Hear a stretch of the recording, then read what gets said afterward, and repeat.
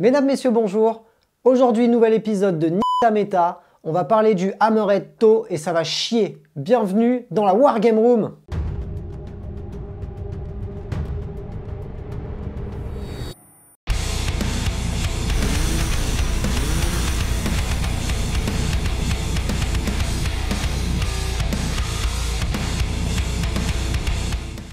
Si vous aimez le contenu proposé par la chaîne, je vous invite à vous y abonner, à mettre des pouces bleus et votre avis en commentaire. Si vous voulez aider le studio dans son développement, vous avez accès à la page Tipeee, le lien est dans la description. Pour ce qui est de me retrouver sur Twitch, je suis en live tous les lundis et jeudis à partir de 21 h. C'est parti pour le Hammerhead des TOW. Warhammer Community nous délivre encore quelques informations, toujours au compte-gouttes, concernant ce futur codex TOW.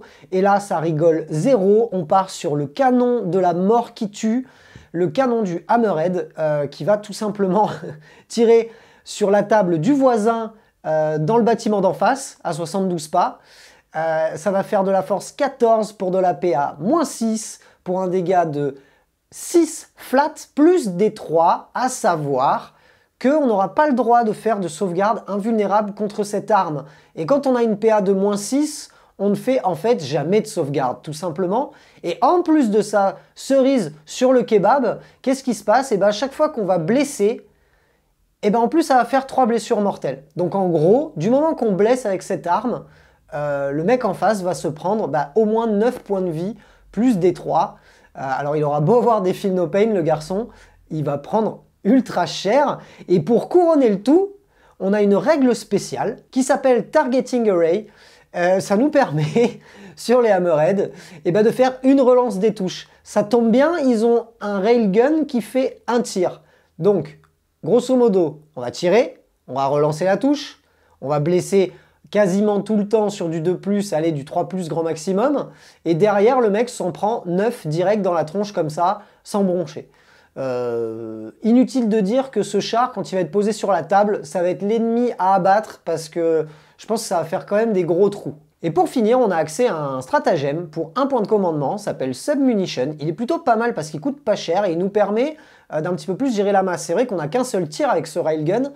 Et ben là, au lieu de faire des attaques avec ce railgun et de jeter notre dé de touche, si l'unité ennemie ciblée est à moins de 36 pas, donc du Hammerhead, et qu'elle n'est pas à portée d'engagement d'une autre unité, on va simplement jeter un nombre équivalent au nombre de figurines dans l'unité, en rajoutant +1 au G si l'unité compte plus de 11 modèles, enfin 11 ou plus modèles, et en fait, sur du 4+, on va faire de la blessure mortelle à un maximum de 8 blessures mortelles.